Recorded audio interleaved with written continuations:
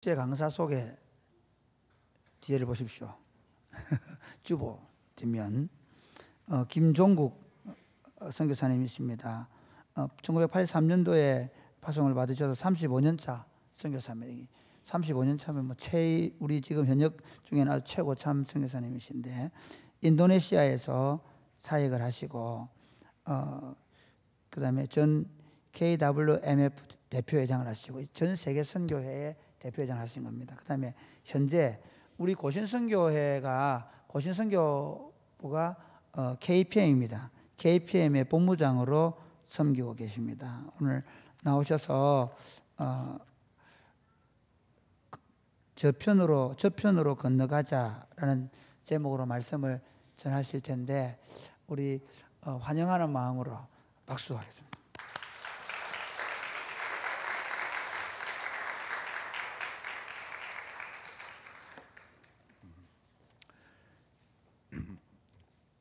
반갑습니다. 사랑이 꽃피는 교회가 한국 저희 교단에 굉장한 영향력을 끼치고 있는 줄 여러분들 알고 계십니까? 제가 이 사랑의 꽃이 피는 교회에 대해서 많은 얘기도 듣고, 또 제가 오기 전에 홈페이지에 들어가서 여러분들을 작년에 전도 여행, 국내 전도 여행한 그 내용들을 한번 보면서 참 살아있는 교회구나 하는 그런 은혜를 받고 이 자리에 왔습니다. 사실 저도 이제 대구에서 태어나서 대구에서 초등학교, 중학교, 고등학교를 나왔기 때문에 사실 이 지역이 그렇게 생소한 지역은 아닌데 굉장히 오랜만에 고향 온 기분입니다. 저희 어머님, 아버님도 여기 한의대, 그 한의대 묻혀 있습니다. 그래서 제가 가끔 이 지역을 오긴 하는데, 특별히 이번에 그 선교 축제, 사실 선교 축제가 토요일, 일요일 하는데 처음으로 금요일부터 시작하는 선교 축제를 맞이하게 돼서 여러분들 만나니 얼마나 감사한지 알 수 없습니다. 특별히 오늘 밤에는 그 하나님 말씀을 통해서 우리가 지금 어디에 서 있고 내가 지금 어디로 가는가라는 그런 우리 스스로를 한번 주님 앞에서 돌아보는 그런 은혜 시간을 나누고자 합니다. 사실 선교라는 것은 그렇게 어려운 그 일은 아닙니다. 선교라는 것은 우리가 우리의 주인 되신 주님 아버지의 마음을 알고 또 그 아버지의 마음을 읽고 느끼고 또 아버지가 원하시는 대로 우리가 순종하는 것이 선교입니다. 사실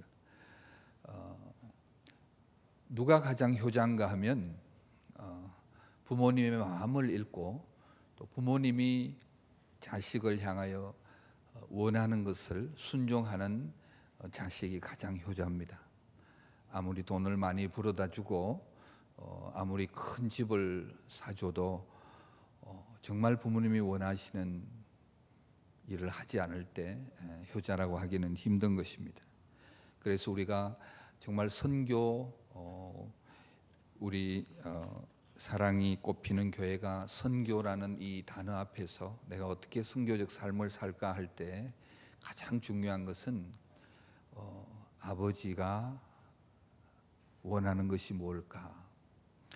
사실 여러분 교회는 정말 사랑을 느낄 수 있는 그런 복된 교회라서 많은 사람들에게 지금 주목을 받고 있습니다. 그러나 더 중요한 것은 사랑이 꽃피는 교회가 중요한 것이 아니라 내가 나에게 하나님의 은혜로 구원의 은총을 주시고 나에게 이 땅에 살게 하시는 그 아버지 하나님이 나를 향한 기대가 뭘까 하는 것을 우리가 정확히 아는 것은 굉장히 중요하다고 생각합니다. 특별히 우리 오늘 본문 말씀에 보면 예수님께서 공생의 가운데 아주 평범하게 하루하루 생활 가운데 일어났던 일을 오늘로 시작합니다. 예수님께서는 늘 무리와 함께 다니면서 말씀도 전가하고 또 새벽 미명에는 기도하시는 그런 우리 예수님이십니다. 그런데 오늘 본문은 18절에 보니까 특별하게 좀 나타나 있습니다. 본문을 깊이 한번 읽어보면 예수님께서 여러 무리가 많은 사람들이 자기를 애워 사는 것을 보시고 건너편으로 가기를 명하시니라. 이 18절에 보면 우리가 하나를 생각할 수 있는 것은 예수님은 그 당시나 지금이나 여전히 많은 사람에게 또 호기심이 대상이 되기도 하고 또 관심의 대상이 되어서 예수님 주변에는 늘 사람이 많았다는 것입니다. 오늘 본문에도 보니까 예수님이 주위의 많은 무리에 에워싸여서 그들을 바라보고 있습니다. 예수님께서는 얼마나 몇 명이나 오늘 이 모였느냐의 중심을 가지는 것이 아니라 예수님께서는 그 무리들의 각자의 마음들을 지금 보고 계시는 겁니다. 왜 나왔나? 왜 무리가 나를 왔는가? 어떻게 보면 이 18절이 오늘 우리 교회 공동체라고 볼 수 있습니다. 오늘 밤에도 어쩌면 우리가 예수님을 애워사고 예수님을 만나기 위해서 또 이 선교 축제를 위해서 우리가 다 나왔는데 우리의 초점은 어디에 맞춰져야 하며 예수님께서 저와 여러분들을 보고 계실 때 오늘 무슨 옷을 입고 왔느냐, 오늘 얼마나 예쁘게 나왔느냐가 아니라 예수님께서 보시는 것은 우리의 마음을 보신다는 거예요. 예수님께서 우리의 마음을 보고 계신다는 거죠.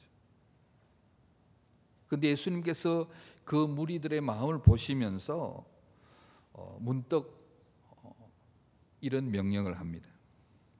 건너편으로 가기를 명령하시니라.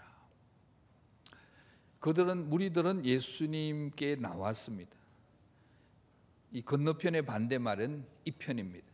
건너편을 다른 말로 하면 저편이라고 하면 예수님과 더불어서 이편에 있는 제자들, 이편을 향한 마음, 좀 더 안정되고 좀 더 평안을 추구하고 싶고 나의 삶과 나의 생존의 질이 보장되고 주님과 더불어 살고 싶고 여기가 좋사오니 하는 이편, 그러면서 주님 앞에 나오면서 자신들이 원하는 소원들을 가지고 나왔을 겁니다. 공부를 잘하게 해달라고, 또 가정의 문제가 해결하게 되고, 아니면 몸의 질병을 해결해달라고, 그 모든 기도 제목들이 이 편에서 좀 세이프티 존, 안전한 지역에서 내가 좀 더 행복하게 살기를 위해서 나왔는지 모릅니다. 아마 예수님께서 보실 때는 그 대부분의 무리들의 삶의 방향은 이 편에 있다는 거죠. 그런데 예수님께서 이 무리들에게 너희들이 정말 내 마음을 알길 원한다면 너희들의 마음은 이 편을 향하고 있지만은 나의 마음은 어느 편? 저 편을 향하고 있다. 조금 더 현실적으로 얘기하면 사실 우리가 이 땅에 살고 있는 사람들 두 종류로 나눠보면요, 하나님 없이 살아가는 Godless people, 하나님 없이 살아가는 사람이 있고 Godly people, 하나님을 알고 하나님과 더불어 가는 두 종류의 사람이 있습니다. 이 두 종류의 사람의 차이는 뭔가 하면 이 하나님 없이 살아가는 사람들은 대부분의 인생의 골이 자기의 야망과 자기의 욕망과 자기의 꿈을 이루어가는 이 편의 이 땅에서의 삶만 생각합니다. 그래서 뭔가 삶에 열심히 질주를 하고 있지만 그 가장 저변에 흐르는 동기는 내 마음에서 내가 원하는 대로 내가 갖고 있는 그 꿈, 야망, 욕망을 향해서 나아가고 그것이 성취될 때마다 자기가 높아지고 자기가 기쁨을 누립니다. 그래서 하나님 없이 사는 이 편에 사는 사람들은 그 행복이 자기의 소유에 있습니다. 내가 얼마나 돈을 많이 벌었는가, 내가 얼마나 높은 지위에 올라갔는가, 내가 얼마나 유명해졌는가에 따라서 그들의 행복 지수가 나타납니다. 그러나 우리 하나님의 사람들은 이 땅, 우리가 살고 있는 이 땅이, 제한된 이 땅은 나그네의 삶이라고 합니다. 우리는 영원한 천국, 하나님께서 우리 약속하신 그 영생을 누리는 천국의 소망을 가지고 살아갑니다. 그리고 우리의 땅, 우리의 삶의 골은 하나님 없이 살아가는 사람들이 이 편에서 자기의 야망과 자기의 욕망을 가지고 살아간다면, 우리는 하나님께서 주시는 그 꿈, 그것을 좀 어려운 말로 하면 비전이라고 합니다. 하나님께서 주시는, 나에게 주시는 그 비전을 깨닫고 그 하나님이 원하시는 삶으로 나아가는 것이 하나님의 사람들의 삶의 태도입니다. 우리가 사형리를 공부할 때 그러잖아요. 하나님이 당신을 사랑하십니다. 그리고 하나님이 당신을 위해서 놀라운 계획을 갖고 계십니다. 그 계획을 발견하는데, 그 계획을 어떻게 발견하냐 하면 우리의 마음이 하나님의 마음을 향할 때 그 계획이 깨달아지는 거예요. 그래서 오늘 예수님의 마음은 저편에 있어요. 그런데 대부분의 크리스찬들의 마음은 여전히 이 편에 안주하고 싶은, 하나님의 비전이라고 얘기하면서도 여전히 내가 원하는 꿈과 내가 원하는 그 야망, 앰비션을 향하여 달려갈 때가 또 있다는 거죠. 저편은 그렇게 녹록한 곳은 아닙니다. 28절에 보면 건너편이라고 나오는데, 예수께서 그 건너편 가다라 지방에 가심에 귀신 들린 자 둘이 무덤 사이에 나와 예수를 만나니, 저 건너편은 굉장히 위험한 곳입니다. 가다라 지방은 요즘 말로 하면 그 북부 요르단, 그 소위 우리가 아는 중동이라고는 무슬림 회교들이 살고 있는 가장 북쪽 지역의 요르단인데, 제가 작년에 거기 가봤는데 여전히 거기는 삭막한 곳이에요. 사람이 다니지 않고 버려진 땅과 같은 곳이에요. 그런데 오늘 본문에 보니까 그 가데라 지방에 귀신 들린 두 사람이 무덤 사이에 있었어요. 그리고 그들은 몹시 사나워서 아무도 그 길로 지나갈 수 없었던 그런 곳이었습니다. 저편은 귀신 들린 자들이 있는 곳이고 수많은 무슬림이 있는 곳이고 이미 잊혀진 곳입니다. 별로 생산성이 있는 곳이 아닙니다. 귀신 들린 두 사람이 있는 곳이에요. 그리고 그들은 너무 무섭고 그 길로 지나가다 어려움을 당할 수도 있기 때문에 수많은 사람들에게 이미 잊혀진 지역입니다. 수많은 사람들에게 잊혀진 영혼들입니다. 그런데 그들은 여전히 하나님의 형상대로 지음을 받은 하나님이 찾으시는 그 영혼이라는 거죠. 아마 그들이 예수를 믿고 돌아와서 교회에 오더라도 별로 그렇게 가치가 있는 삶을 못 살지 몰라요. 교회에 와서도 여전히 교회의 사랑을 많이 받아야 될 위치인지도 몰라요. 그럼에도 불구하고 우리 예수님의 마음은 많은 무리와 화려한 예배와 여러 안전한 그런 인기와 많은 화도 속에 있는 그곳에 예수님 마음이 있는 곳이 아니라, 사람들이 보지 못하지만 오늘도 죽음을 향하여 실주하고 있는 저 죽어가는 영혼들을 향한 그곳에 예수님의 마음이 있다는 거예요.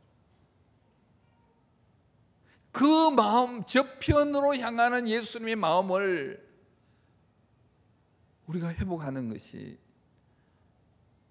선교적 삶의 첫 단추라는 거죠. 사도행전 1장 8절에 너에게 성령이 임하시면 너희가 권능을 받고 예루살렘과 온 유다와 사마리아와 땅끝까지 이르러 내 증인이 되리라.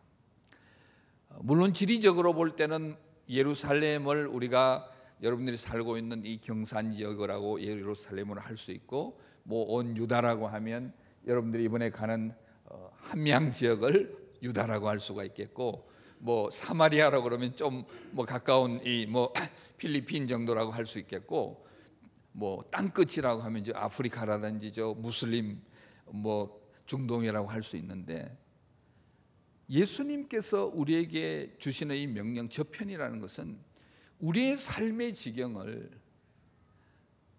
이 글로벌 시대에 우리의 삶의 지경을 넓혀서 주님께서 Where are you going now? 너가 지금 나의 아들로서 딸로서 너가 지금 어디를 가고 있느냐고 물을 때에 주님, 나는 주님의 마음이 있는 그곳을 향하여 나아가고 있습니다. 선교사님, 아니에요. 저는 뭐 영산 지역에서, 대구 지역에서 행복하게 그냥 살고 교회에서 사랑을 나누며 살겠어요 라고 한다면 여러분들은 이 편에서 추구하는 삶이 될 것입니다. 그러나 주님께서 여러분들에게 원하시는 건 오늘 이 본문 말씀에 그 무리들을 바라보면서 너희들이 이때까지 이 편을 바라보면서 살아왔던 너의 삶의 방향을 좀 더 안전하고 좀 더 행복하고 좀 더 많은 것을 소유하고 좀 더 많은 스펙을 쌓고 좀 더 큰 아파트를 하고 하던 이 편에서 예수 없는 사람들이 추구하던 그 삶의 목표와 방향을 이제는 좀 깨어버리고, 비록 그 길이 험하고 세상 사람들이 볼 때는 좀 바보스러운 길 같지만은 내 마음이 있는 저 편을 향하여 나와 함께 가자는 명령입니다. 다시 한번 읽어볼까요? 18절 시작. 예수께서 무리가 자기를 애워 사는 것을 보시고 건너편으로 가기를 명하시느니라. 아멘. 네. 우리가 창세기 3장 9절에 보면 우리가 잘 아는 대로 아담과 하와가 범죄를 하고 에덴 동산에서 쫓겨나잖아요. 아담과 하와는 두려워했고 벗었고 어둠 가운데서 호플레스, 희망이 없는 삶을 살고 있었습니다. 그때 하나님께서 3장 9절에 보면 이렇게 나옵니다. 여호와 하나님이 아담을 부르시며 그에게 이르시되 아담아 내가 어디 있느냐. 아담과 하와는 하나님의 그 사랑하는, 하나님의 형상으로 지음받은, 하나님이 정말 사랑하는 그들이 범죄하고 하나님 품을 떠난 그들은 도저히 돌아올 힘도 없고 능력도 없는데 하나님의 열심으로 하나님이 찾아 나서시는 거예요.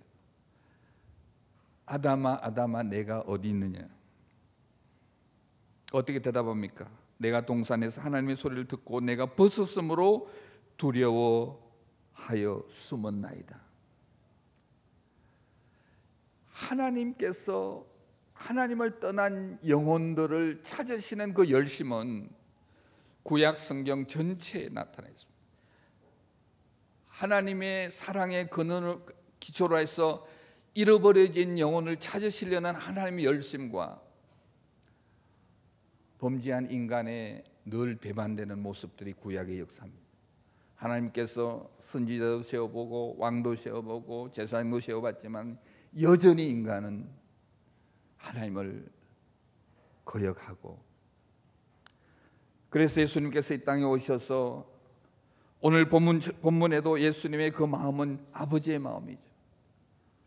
범죄하고 죽음을 향하여 나아가는 아담을 찾으시던 그 아버지의 마음이 가다레 지방에 있는 두 귀신 들린 자를 찾으시는 그 아버지의 마음, 오늘도 지구상에 살고 있는 70억의 수많은 영혼들 가운데 그리스도 없이 죽음을 향하여 질주하는 수많은 영혼을 향하여 저와 여러분들을 통하여 아버지의 마음을 가지고 저편으로 가기를 원하시는 아버지의 그 마음은 어제나 오늘에는 영원토록 동일할 것입니다. 이스라엘 백성들이 하나님의 은혜로 이스라엘 백성들을 택해 주셔서 하나님의 특별한 민족으로 세워주셨지만은 그들은 하나님의 진정한 그 민족을 향한 깊은 마음을 이해하지 못했습니다.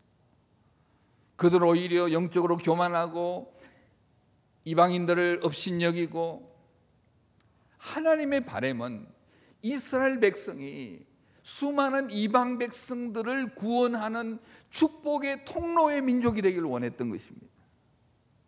저와 여러분들 하나님께서 먼저 구원의 은혜를 주신 것은 우리만 잘 먹고 잘 살고 우리만 서로 사랑하다 사는 게 아니라 우리를 통해서 오늘도 열방의 저편에 있는 수많은 영혼들이 하나님의 사랑을 깨닫고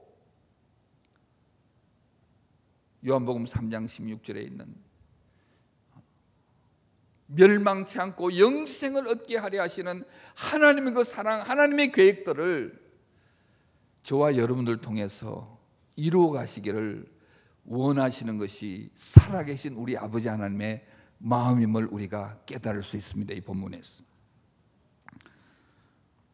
저는 사실 불신 가정에서 태어났어요. 저희 부모님들도 아주 독실한 불교 신자였고, 물론 제가 이제 개성 중고등학교를 다니면서 구체적으로 예수님을 만나고 선교사님이 세운 학교에서 공부도 하고 서울에 가서 대학에서 공부를 하면서 더 하나님을 인격적으로 만나고 하나님께서 저는 내면에 꿈이 있었는데 그게 야망이었어요. 저는 세계적인 건축가가 되고 싶었어요. 그 당시만 해도 워낙 교회당을 지어놓고 목사들이 싸워가지고, 근데 어린 마음에 제가 건축을 할 때 저는 세계적인 건축가가 되었어요. 그래서 제가 삼성에 입사를 했어요. 그때는 4학년 때 벌써 입사를 하고 미국에 유학 갈 준비를 다 했어요. 그 태양열 에너지 개발 본부장 하시는 분이 장로님이셨는데, 그래서 다른 친구들이 되게 부러워했어요. 야, 너는 유학도 가고 예수 믿는 친구, 야, 넌 대단하다. 야, 너는 어떻게 그런 마음을 먹었냐. 뭐 나중에 교회 건축을 전공해서 뭘 한다니까 대단한 것 같았는데 사실 제 내면은 그렇지 않았어요. 그러다 이제 졸업을 앞두고 큰 교통사고를 당하면서 제가 병상에 한 6개월 누워서 하나님 앞에 내 내면을 바라봤어요. 하나 제가 깨달은 거는 내가 건축을 전공하고 하려는 게 다 제 야망이에요. 저의 앰비션이었어요. 그래서 세계적인 건축학자가 되고 뭔가 좀 내 이름을 날리고 하는 내라는 게 있더라고요. 그래서 6개월 청주에서 사고 났는데 대구 동산병원에 몇 개월 있다가 또 서울 한양대병원에 갔다 그 6개월 동안에 병상에 누워서 하늘만 바라보고 있으면서 그 학교가 제 인생의 가장 귀한 학교였던 것 같아요. 그래서 하나님께서 제가 어려운 수술을 하고 마음 가운데 그 하나님께서 아들아, 어차피 한번 살 건데 눈에 보이는 건축물을 짓는 건축가보다도 영혼의 건축가가 한번 되어버리면 얼마나 멋있겠냐고. 영혼의 건축가. 근데 쟤를 보니까 제가 뭐 누나들 4명 밑에 자란 아들이라는 거 얼마나 망난인지 말도 못하고, 뭐 건축 전공한 친구가 말을 제대로 하겠어요? 목사나 선교사 될 자질은 제 속에 조금도 보이지 않아요. 얼마나 셀피시하고 그 좀 아주 적극적이고 뭐 남한테 지기 싫어하고 아주 세상적인 그런 나쁜 거는 다 가지고 있는 제가, 근데 그때 제가 한 가지 느꼈던 거는 하나님께서 나를 덤으로 살게 해줬는데, 내가 이거 죽을 교통사고에서 나를 고쳐주었는데 하나님께서 나에게 그런 감동을 주시면 그럼 순종하겠습니다.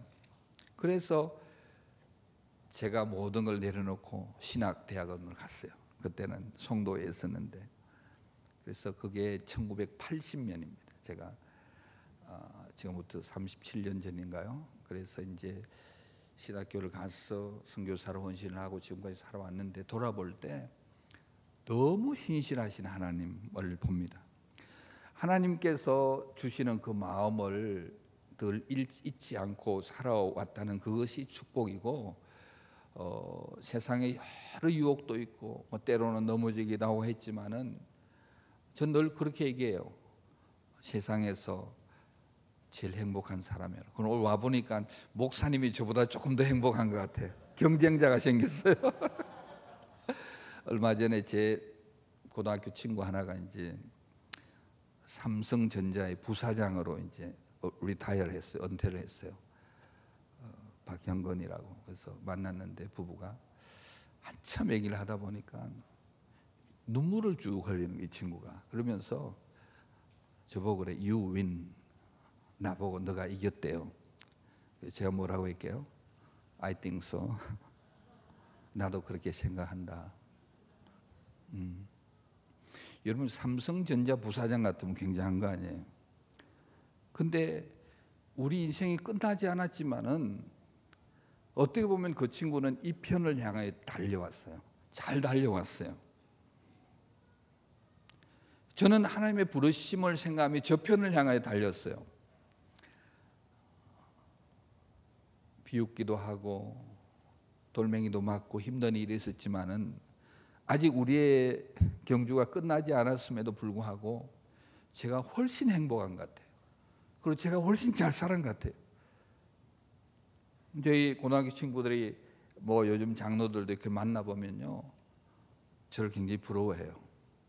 자기들이 장로고 나는 목사이기 때문이 아니라 우리가 살아온 걸음을 돌아볼 때 하나님의 부르심에 하나님의 비전을 따라 살아갈 때 하나님 그냥 외면치 않고 우리를 정말 기쁨과 감격과 행복 속에, 세상이 주는 행복이 아니라 제가 잘 살았다는 게 여러분들 뭐가, 저도 돈도 이런도 없어요. 아무것도 없어요 저는. 그러나 저는 행복해요. 왜냐하면 주님의 마음을 생각하고 그래도 주님이 원하시는 곳에 제가 쓰임을 받고 있다는 그 사실에 저는 지금도 감격하고 있습니다. 자, 오늘 그 주님의 명령이 그 무리에게만 주어진 명령이 아니라 하나님의 은혜를 받은 저와 여러분 모두에게 주어지고 이것이 결국 교회에 주어진 사명인 거죠. 하나님의 교회가 자칫하면 이스라엘 백성처럼 우리가 은혜 받은 우리 공동체만 행복하고 우리만 서로 사랑하다가 보면 이스라엘 백성들처럼 되는 거예요. 그러나 교회가 여러분들 교회처럼 세상에 축복이 되고 사랑을 나누어 주고 희생을 해가면서 하나님의 사람을 모여주게 될 때 우리의 마음은 교회 안에 머무는 게 아니라 세상을 향하여, 하나님이 세상을 이처럼 사랑하사 하나님의 세상에 있는 수많은 영혼들, 가데라 지방에 있는 그 귀신 들린 영혼들까지도 그 세상, 하나님께서 창조하신 그 세상에 있는 수많은 영혼을 사랑하는 그 마음이 저와 여러분들의 삶의 방향을 결정하는 하나의 기초가 되어야 된다는 거죠. 우리는 언젠가 하나님 앞에 서게 돼요. 한 달 전에 저희 선교사들 가운데 한 명이 홍경미 선교사라고 52세 나이로 천국을 갔어요. 필리핀에서 사역하시고 부산대 영문과를 졸업한 선교사인데 골수염으로 천국을 갔는데 그 학원 예배를 하면서 제가 인도를 하면서 우리 선교사들과 같이 참 눈물이 나면서 우리가 결단한 게 있어요. 우리는 언젠가는 하나님의 시간이 되면, 하나님의 시계가 멈추어지면, 우리를 향한 시계가 멈추어지면 우리는 다 가야 될 텐데 그 골수함의 그 고통으로부터 해방되고 주님의 품에 간 우리의 동역자를 생각하면서, 그렇다면 우리의 남은 시간, 하나님 편에서의 하나님 우리를 향한 시간이 얼마가 될지 우리는 아무도 모른다. 이제부터는 정말 본질적인 하나님의 마음과 하나님의 우리에게 주신 그 비전을 향한 올인하는 삶을 살자 하면서 그런 결단과 도전할 것을 느낍니다. 제가 한국에 오랫동안 떠나 있다가 와서 보니까 한국 교회가 너무 하나님의 축복을 많이 받았는데 또 한편으로는 가장 본질적인 교회의 힘을 잃어가고 있는 안타까움을 봅니다. 왜 사랑에 꼽히는 교회가 그렇게 많은 사람들에게 스포트라이트를 받나 하면 제가 볼 때는 보통 교회예요. 이게 보통 교회인데 다른 교회들은 하나님의 사랑의 능력이 보이지 않아요. 퇴색해 버렸어요. 1970년도에 영국의 선교사 한 명이 레슬리 뉴비긴이라는 선교사가 인도의 선교사로 파송되어서 35년을 선교를 하다가 영국으로 다시 돌아왔는데 충격을 받은 거예요. 35년 동안 자기를 기도하고 후원해 준 교회에 대해 감사함에 들어왔는데 교회에 오니까 하나님의 사람들이 안 보이는 거예요. 교인들의 생각이나 의식 구조나 가치관이 너무 세속화되어 가지고 예배도 있고 모든 게 있는데 하나님의 사랑의 능력이 보이지 않아요. 성도들의 삶 가운데.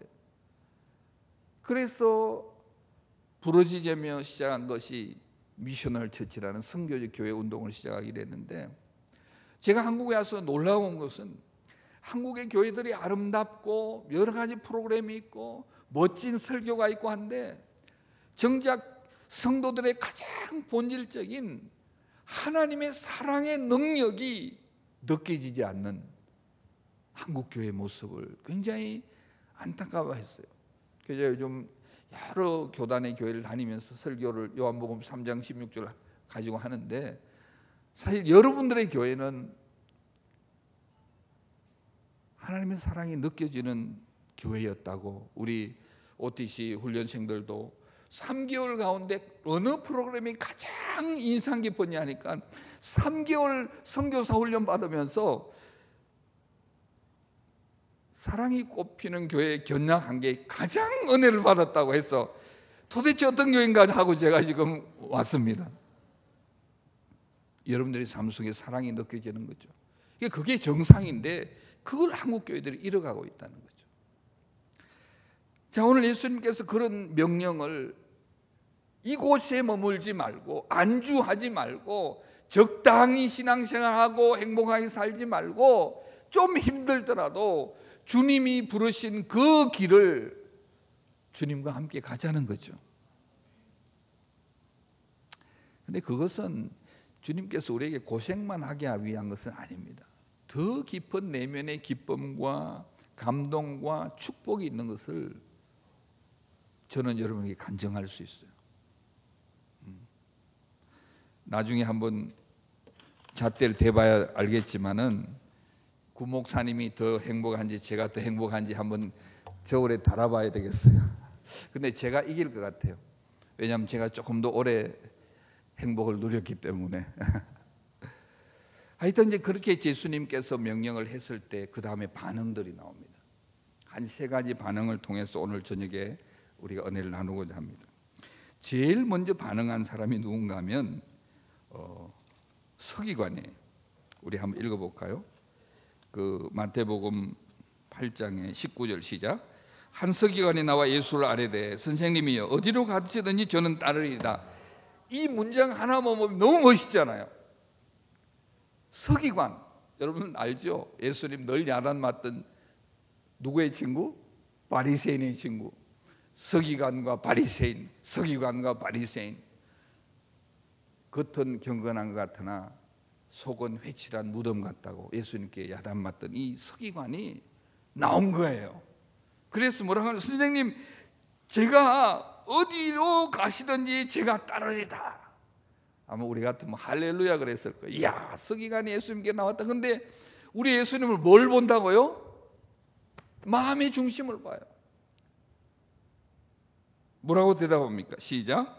예수께서 이르시되 여우도 굴이 있고 공중에 새도 거처가 있으되 인자는 머리 둘 곳이 없다. 이게 좀 동문서답 같아요. 선생이여, 내가 당신을 따라서 저편으로 내가 함께 가겠습니다 라고 했을 때 분명히 제자들은 할렐루야 하고 싶었는데 예수님께서 뭐라고 하시냐면 여우도 굴이 있고 공중에 새도 거처가 있으되 나는 머리 둘 곳이 없다. 이거 어떻게 해석하면 좋겠어요? 제가 묵상하는 가운데 이것은 너가 나를 따르려는 동기가 뭐냐는 거죠. 오늘 여기 보면 모순이 있는 게 이 서기관은 예수님을 메시아로 깨닫지 못하고 예수님 뭐라고 불러요? 선생이요, 선생이요. 예수 선생 따라가면 자기도 외롭고 서기관하면 피곤한데 혹시 예수님 따라가서 좀 덕이나 볼까, 고생 말고 덕 보고 축복받을까 하는 이런 동기로 온 거예요. 그러니까 너가 나를 따라와서 좀 덕이나 보고 행복하려고 하면 그거는 잘못된 것이다. 나와 함께 가면 그곳에 외로움이 있고 그곳에 가면 고난이 있고 어쩌면 생명까지도 내어놓아야 될 그 길인데 너가 나와 함께 저편으로 가겠느냐라는 도전의 말씀이에요. 우리가 왜 저편으로 갑니까? 내가 하나님의 자녀이기 때문에 그것만 부족해요. 우리가 저편으로 가야 될 동기, 모티베이션, 왜 내가 주님과 함께 열방을 향하여 나아가냐는 분명한 동기는 하나님의 사랑이잖아요. 아가파오적인 사랑. 나에게 보여준 그 하나님의 사랑이 너무 크기 때문에 내가 그 사랑을 나누지 않으면 감당할 수 없는 그 사랑. 내가 가진 그 사랑뿐만 아니고 그 사랑의 능력이, 파워풀한 사랑의 능력이, 성령이 너에게 임하시면 너희가 능력을 받고, 성령이 임하시면 너에게 권능을 받고, 그 권능은 하나님의 사랑의 권능이에요. 사람을 살려내는 사랑, 아가파오적인 사랑, 그 능력, 하나님의 사랑의 지수, 그것이 우리의 신앙의 성숙도를 결정하는 거 아니에요? 그런데 오늘 이 시대의 많은 성도들이 하나님의 사랑의 능력이 느껴지지 않아요. 물질의 능력과 테크놀로지의 능력과 여러 가지 세상에 보여지는 능력, 하나님의 사랑의 능력이 잠식당하고 있는 거예요. 우리가 저편으로 가서 해야 될 게 뭘까요? 여러분들이 당장 다음 주에 함양 황석산 수련원을 마치고 아마 또 전도여행을 할 때 그 전도여행에 하는 동기가 뭐예요? 하나님의 사랑을 나누는 거 아니에요? 여러분들의 나눔을 통해서, 여러분들의 섬김을 통해서 그 노인들이, 야, 우리 손주 같은 애들 뭔가 다르다, 저렇게 밝고 맑고 행복한 저 내면에, 저 아이들의 내면에 뭐가 있을까? 하나님의 사랑, 할아버지 예수님을 믿으면 영원히 천국 삶을 누리고 영원히 행복한 삶을 살 수 있다고 우리 외치는 것, 내가 경험한 하나님의 사랑을 나누는 것, 그것이 선교인데, 그것이 우리의 가장 본질적인 사명인데, 예수님께서 볼 때는 그 서기관은 그게 보이지 않는다는 거예요. 동기가 잘못됐다는 거예요. 왜 예수님을 따르느냐? 한국교회가 선교사를 많이 보냈어요. 지금 27,000여 명이 나가 있는데, 한때는 소위 말해 좀 어중이 떠중이들로 많이 선교 나가, 목회도 안 되고 뭐도 안 되고 하다 보니까 생존을 위해서 나간 선교사도 없지 않았어요. 그 대부분의 선교사들이 정말 땀을 흘리고 수고를 하는데 그냥 선교사라는 감투만 가지고 나가서 선교 현장을 많이 어지럽게 하고 오히려 현지인들에게 큰 시험거리가 되게 하는 선교사가 종종 있어요. 우리가 선교지에 간다는 게 중요한 게 아니에요. 왜 가느냐는, 왜 저편으로 주님과 함께 가느냐는 거예요. 우리가 준비해야 될 것은, 하나님, 당신이 부르시니 나는 순종하며 나아가는데 내가 가진 것 아무것도 없잖아. 내가 나눌 것은 딱 한 가지 있는데, 내가 받은 하나님의 은혜의 감격, 그 구원의 감격과 하나님께서 나에게 보여주는 그 놀라운 사랑의 그 능력에, 사랑의 사람으로 나를 사용하여 주시옵소서. 내가 언어가 부족하고 내가 다른 기술이 없지만은 나를 보고 하나님의 사랑을 느낄 수 있는, 나를 보고 예수님의 모습을 느낄 수 있는,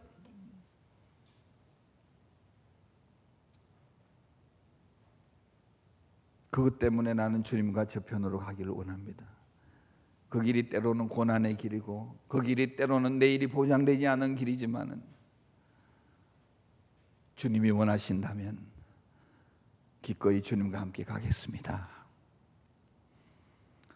내가 무엇을 전공하든지, 내가 의사가 되든지 교사가 되든지 내가 뭘 하든지 정말 하나님께서 주시는 그 은사 따라서 나가지만은 나의 메인 자본, 내 본질적인 가장 큰 사명은 하나님의 사랑을 나누는 것입니다.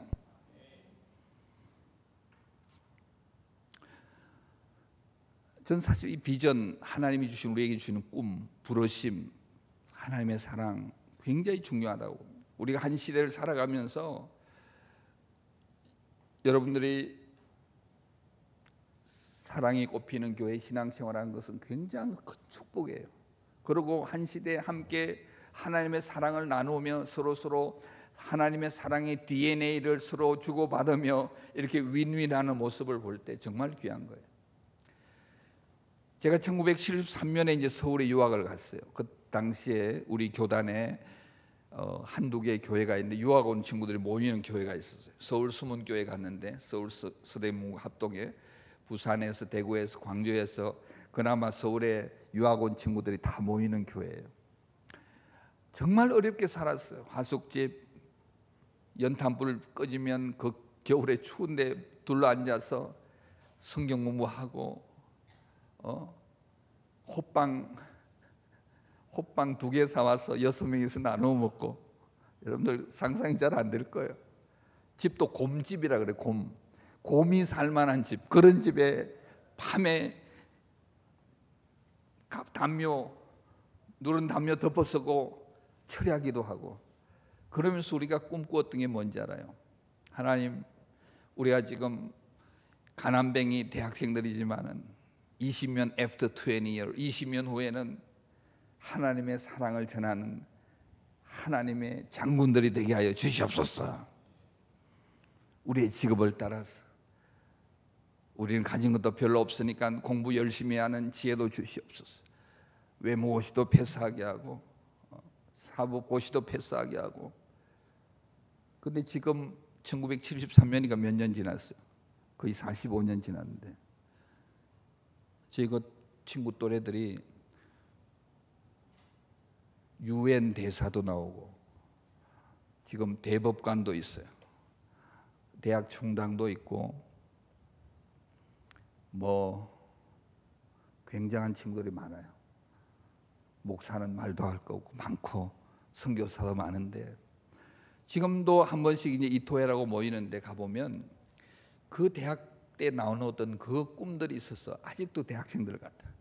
그리고 유엔 대사한 친구도 거기서 성경부를 만들고 거기서 하나님의 사랑을 나누고, 의사하는 친구도 그 바쁘지만 의사를 하면서 하나님의 사랑을 나누고.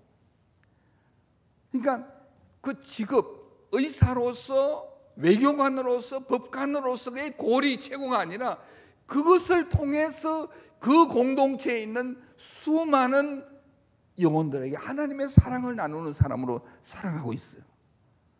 그걸 하기 위해서 우리는 열심히 공부해야 되고, 그걸 하기 위해서 우리에게 주어진 전공을 최선을 다해 달려야 되는 거예요. 저는 여러분들이 다 목사가 되기를 원치 않아요. 그러나 여러분들의 그 내면에 흐르는 그 선교사적 DNA, 하나님의 사랑을 열방까지 나누길 원하는 이 글로벌 월드 크리스찬으로 여러분들이 준비하기를 주의 이름으로 축원합니다.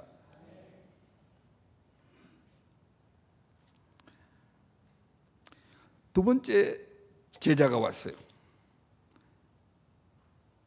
21절에 제자 중 또 한 사람이 이르되 주여 내가 먼저 가서 내 아버지를 장사하게 허락옵소서.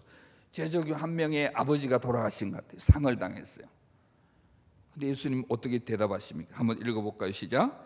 예수께서 이르시되 죽은 자들이 그들의 죽은 자들을 장사하게 하고 너는 나를 따르라 하시니라.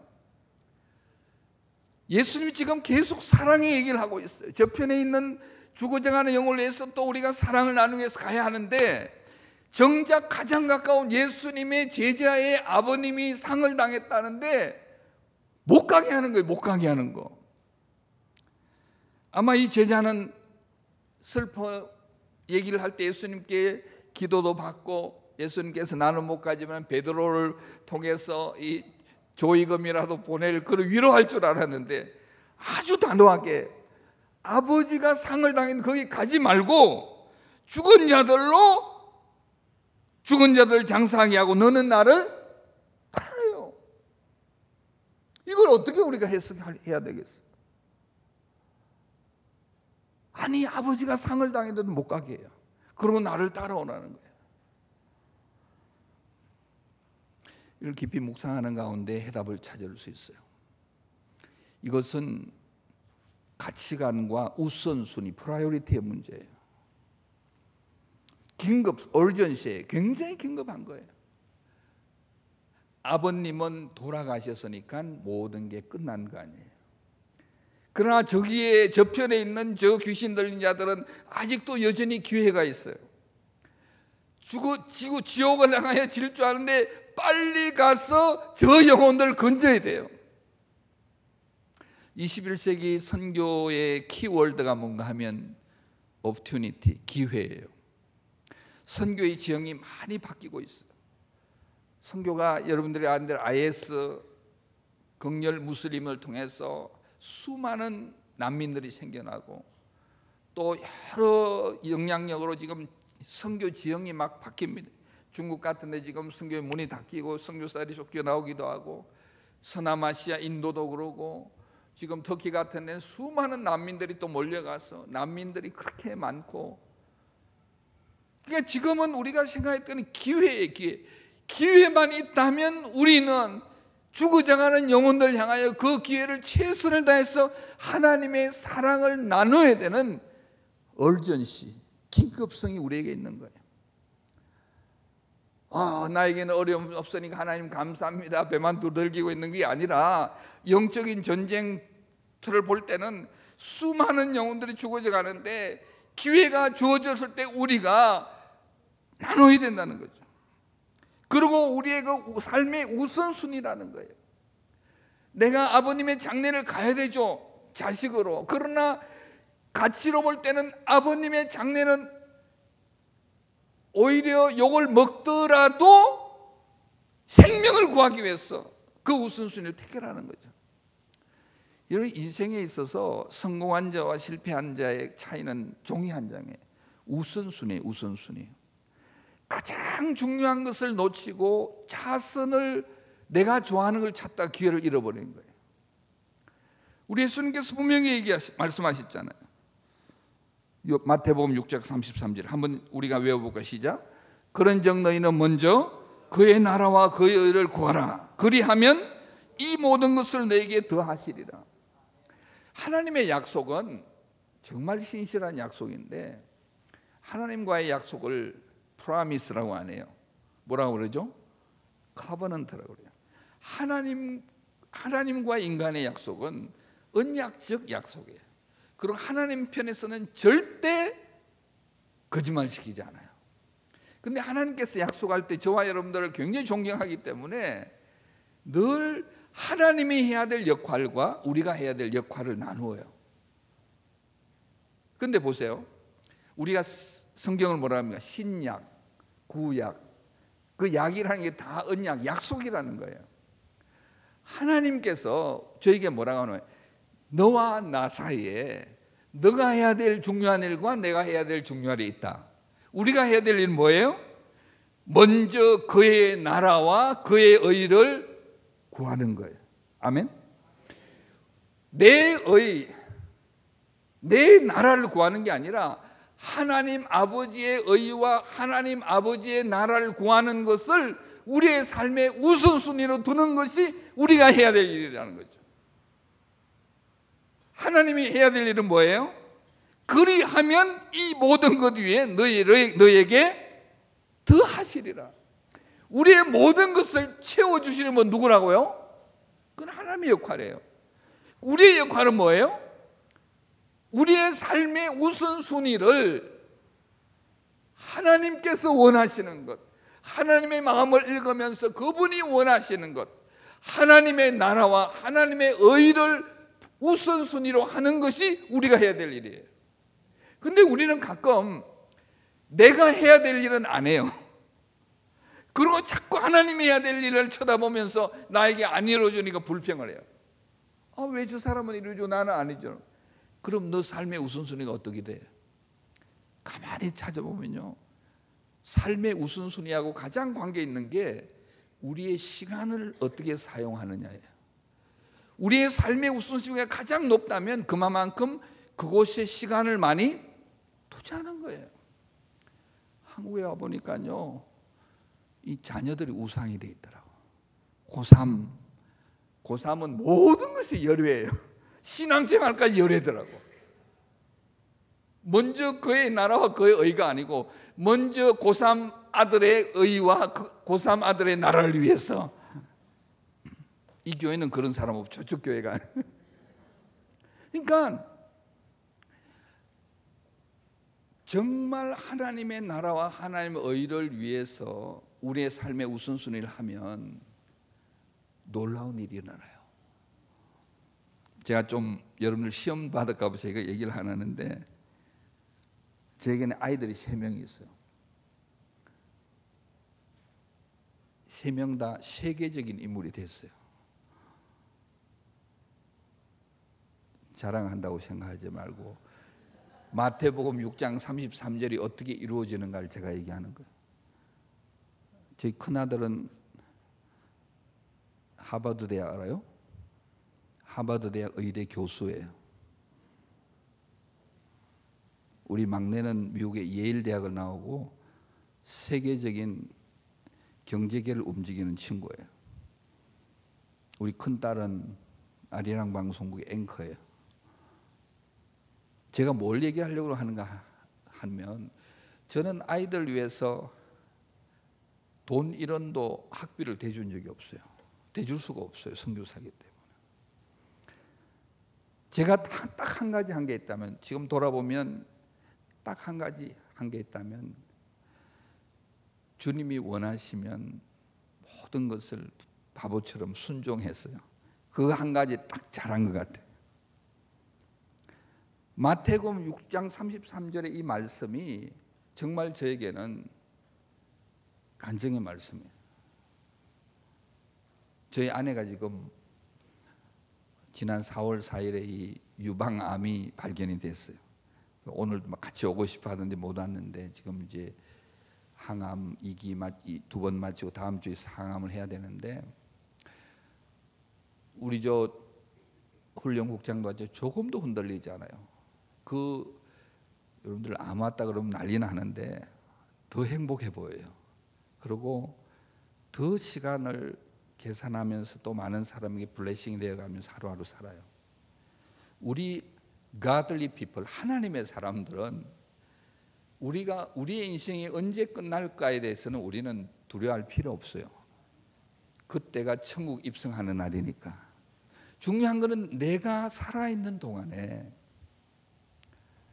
얼마나 하나님의 나라와 하나님의 의를 위해서 하나님의 마음과 하나님의 나를 향한 기대를 민감하게 느끼면서 살아가는가에 따라서 우리의 행복 지수가 결정이 되는 거예요.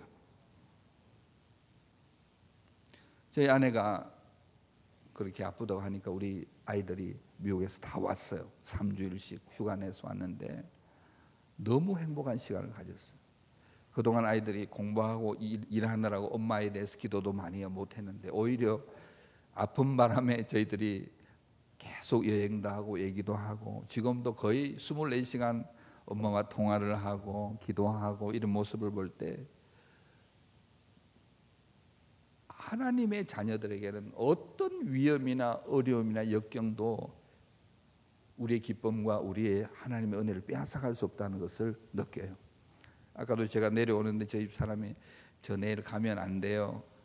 아마 어쩜 내일 올 거예요. 저희 집사람 머리도 하나도 없이 해가지고 모자 쓰고 있는데 올 거예요. 제가 여러분께 나누고 싶은 건 뭔가 하면, 우리 예수님께서 아버지를 잃은 그 아들 제자의 마음을 왜 몰랐겠어요? 가야죠. 당연히 가서 자식 노릇해야 되겠죠. 그러나 그 가치를 볼 때, 하나님 편에서 볼 때 죽어져가는 그 영혼, 귀신 들리는 그 영혼들의 가치가 얼마나 크기에 자식의 도리를 감당하지 못하더라도 그 희생을 감당하고 나를 따라가자고, 열방에 죽어져가는 영혼들의 가치가 얼마나 크기에 제자의 부모 잃은 아픔까지도 희생하고 나와 함께 가자는 것이 아버지의 사랑의 강도입니다. 강도.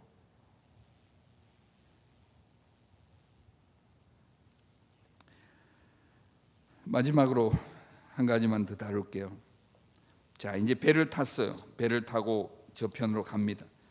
배에 오르사 제자들과 가는데 24절에 보니까 배에 물결이 나고 해서 이제 막 파도가 일어납니다.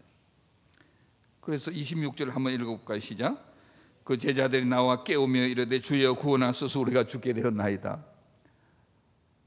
이 제자들이 예수님을 따라올 때는 아마 이렇게 생각했을지 몰라요. 야, 내가 예수님을 따라가니까 모든 게 이제 어려움이 없을 거야. 주님만 함께 있으면 모든 게 없을 거라고 했는데 웬걸 주님하고 같은 배에 타고 있는데도 지금 배가 막 흔들리는 거예요. 그래서 이건 좀 짜증스럽게 예수님을 원망하듯이 우리가 지금 죽게 됐는데 예수님이 왜 이렇게 침묵하고 주무시고 있느냐는 거예요. 예수님 뭐라고 대답합니까? 26절 시작. 예수께서 이르시되 어찌하여 무서워하느냐 믿음이 작은 자들아 하시고 곧 일어나서 바람과 바다를 꾸짖으시니 아주 잔잔히. 자, 여기서 우리 중요한 걸 배웁니다. 바다와 바람을 꾸짖으시니 잔잔하게 하는 능력을 가지신 하나님이십니다. 근데 왜 예수님께서 이 풍랑이 일어났을 때 가만히 계셨을까요? 예수님께서 이렇게 얘기하셨어요. 어찌하여 무서워하느냐? 너가 나와 함께 저편으로 가려고 나섰는데 너에게 다가오는 여러 가지 어려움들, 풍랑을 보면서 왜 그렇게도 믿음 없이 나와 함께 부르신 나를 믿지 않고 왜 흔들리고 두려워하고 무서워하느냐? 그러면서 뭐라고 그래요? 믿음이 작은 자래요. 이 두려움하고 믿음하고 굉장히 상관이 있는 것 같아요. 믿음은 95%도 없고 99%도 없어요. 믿음은 100%예요. 99% 믿음이 없으면 1%는 두려움이 돼요. 그 1%의 두려움이 또 무시를 못해요. 다 깔아먹어요. 그래서 그게 불신이 되는 거예요. 많은 사람이 저에게 이렇게 물어요. 선교사님, 선교지에 그렇게 오래 지내면서 가장 힘들 때가 언제냐고.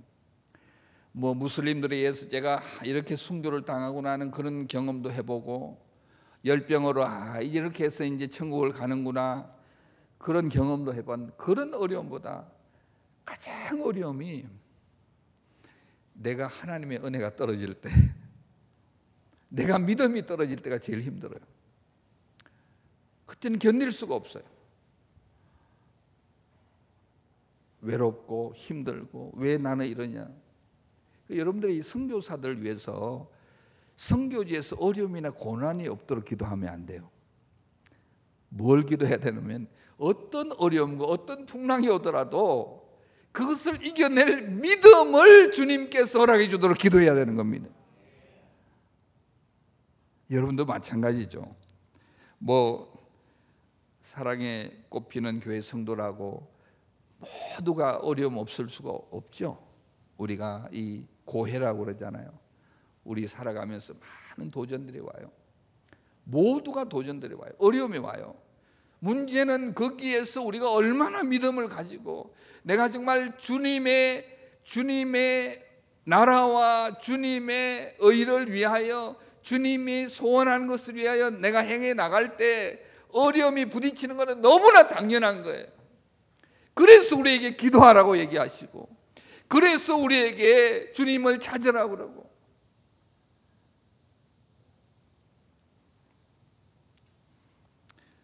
오늘 본문에 보면요. 그래서 저기 가서 귀신 들린 사람을 고쳐주는데 주님께서 일하셔요. 그 제자들 한 거 하나도 없어요. 주님께서 하시는 것을 보게 하는 거예요. 그래서 그들은 그게 정인이 된 거예요. 저도 인도네시아 사역을 돌아볼 때 30몇 년 사역을 돌아볼 때 한마디로 제가 돌아볼 때는 창피하고 부끄럽고 순간순간 실패한 것밖에 없는 것 같아요.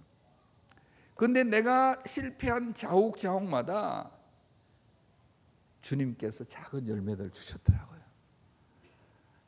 주님께서 저에게 처음에 내가 너를 영혼의 건축가로 만들겠다는 게 무슨 말인지 몰랐는데 지금 보면요, 거의 한 700여 명의 목사들, 인도네시아 목사들이 전 세계에 흩어져 있어요. 제가 지난주에도 휴가 받아서 인도네시아 갔다 왔는데 너무 행복한 며칠이었어요. 피를 나눈 형제보다 더 가까운 친구들이 있어요.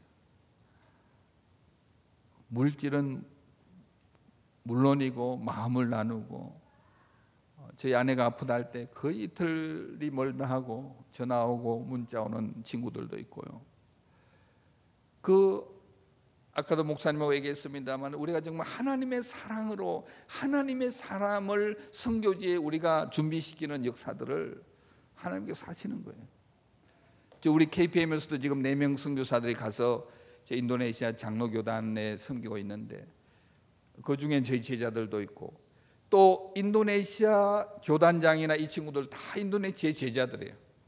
저희 다음 세대 제자들이 8명이서 멀티 리더십으로 하나님의 교회를 인도해 나가는 거예요. 근데 저를 바라볼 때 제가 그렇게 쓰일 만한 구석이 하나도 보이지 않아요. 하나님이 하신 거예요. 오늘 제가 여러분께 도전하고 싶은 것은, 정말 여러분들 젊은 세대들이 많은데 두려워하지 말아요. 선교사님, 나는 세상적인 스펙도 별로 없고요, 나는 영어도 잘 못하고요, 그거는 겸손을 가장한 교만이에요. 하나님께서 여러분들 대단한 거 원하지 않아요. 하나님께서 우리에게 원하는 건 뭐라고요? 순종. 하나님이 하시는 거예요. 그런데 누가 보면 내가 너희를 이리 때 가운데 보이는 너희들은 뭐라고요? 어린 양. 우리는 어린 양과 같은 존재예요. 여러분, 선교를 그저 희생한다고 생각하지 마세요. 저희 큰아들은 선교사가 되고 싶어서, 목사가 되고 싶어서 제가 대학을 다닐 때 갔는데 전공 서적이 하나도 없는 거예요. 전부 신학 서적만 있어서 저희 아내가 믿음이 좀 없어요. 너 목사가 돼서 선교사 되는 것보다는 의사가 돼서 선교사 되는 게 낫다고. 이제 의료 선교사로 지금 준비를 하고 있고, 우리 막내는 자기는 형처럼 그런 믿음이, 자기는 돈을 많이 벌어서 물질로 이제 스포트하는 선교를 하겠다, 이제 이렇게 하고 있는데, 여러분들 이제 이 시대는, 이 글로벌 시대는 경쟁 사회가 옛날보다 훨씬 더 심각하지만은 또 다른 면으로 하면 수많은 전문 분야에서 여러분들이 이제 글로벌 리더로 하나님이 준비시키실 거예요. 제가 아까 우리 목사님께 미리 좀 얘기했는데, 정말 이 시대에 하나님이 원하시는 교회를, 이 꽃피는, 사랑에 꽃피는 교회를 통해서 만들어 가시는 것을 제가 확신을 해요. 여러분들이 아까 제가 얘기한 대로 저희들이 대학 다니면서 after 20year, 20년 후를 생각하면서 세계 각 분야에서 세계적인 사람으로 꿈을 꾸는 게 이루어져요. 그렇다면 여러분들이 지금, 여러분들이 부모님 세대도 있고, 그 다음에 지금 한창 일할 우리 40대 세대도 있고, 지금 20대 세대가 있는데, 어떻게 보면 한 3세대가 있는데, 이제 여러분들은 20대 청년들, 20대들은 앞으로 여러분들의 일터는 세계예요. 대구도 아니고 경상도도 아니고 대한민국도 아니고 이 글로벌 시대예요. 세계가 여러분들의 교구예요. 우리가 사랑을 나누는 것도 이제는 어떤 지역적인 것을 벗어나서 여러분들이 서 있는 곳에 하나님의 사랑의 영향력의 사람으로 여러분들이 전공과 더불어 서 있으라는 거죠. 그때 주님께서 여러분들 사용하실 겁니다.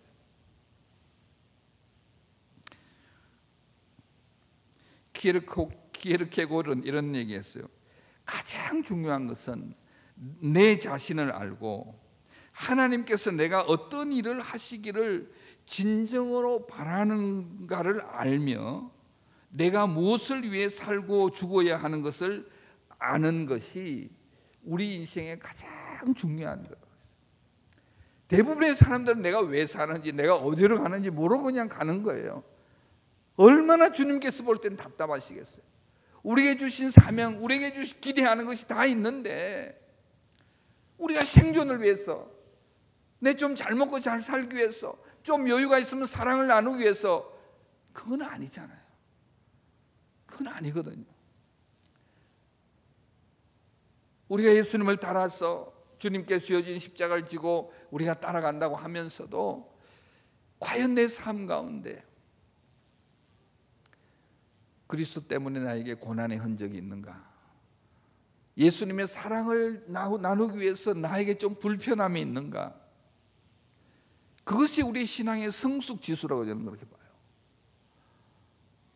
여러분들이 선교사적 DNA를 개발하는 것은, 선교사적 DNA라는 건 결국 아가파오적인 DNA, 하나님의 사랑의, 하나님 신적인 디바인 러브, 하나님의 신적인 사랑의 희생적 사랑, 버릴 수 있는 사랑, 다 갖고 싶지만은 포기할 수 있는 사랑, 심플 라이프를 살 수 있는 사랑, 더 많은 것을 나누기 위해서 난 좀 더 심플하게 살 수 있는, 그게 제자의 길이라면, 그게 하나님이 원하시는 길이라면, 그게 하나님의 축복을 받을 수 있는 길이라면 why not? 지금까지도 사랑이 꽃피는 교회 성도들은 그렇게 살아왔다고 저는 믿습니다. 아멘. 그러나 이제 또 한 단계를 더 높여 더 성숙한, 오늘 밤부터라도 하나님, 나를 향한 하나님의 계획이 뭡니까? 내가 무엇을 쫓아가야 되겠습니까? 하나님이 나를 향한 그 비전이 뭡니까? 열방을 가슴에 품고 나에게 줄 전공, 나를 통해서 주님께 하실 역사들을 기도하는 여러분들에게 주의 이름으로 축원합니다. 선교는 거창한 일을 하는 것이 아니고 나의 내면에 있는 하나님의 선교적 DNA, 선교적 영성, 하나님의 사랑의 그 파워풀한 강력한 영향력이 선교의 가장 본질적인 힘이라는 사실을 말씀드리면서 오늘 말씀을 마무리할까 싶습니다. 우리 조용히 눈을 감고 좀 기도를 좀 하겠습니다. 예수님께서 마태복음 11장 28절에 이런 얘기를 해요. 수고하고 무거운 짐진 자들아 다 내게로 오라. 내가 너희를 쉬게 하리라. 나는 마음이 온유하고 겸손하니 나의 멍에를 메고 내게 배우라. 그래야면 너희가 너의 마음이 쉼을 얻으리라. 사실 이 말씀은 예수님께서 우리에게 하신 말씀이지만은 우리가 작은 예수들로, 하나님의 사랑의 사신들로 우리가 이런 얘기를 할 수 있어야 돼요. 오늘도 우리 주위에 있는 친구들, 우리의 친척들, 우리의 공동체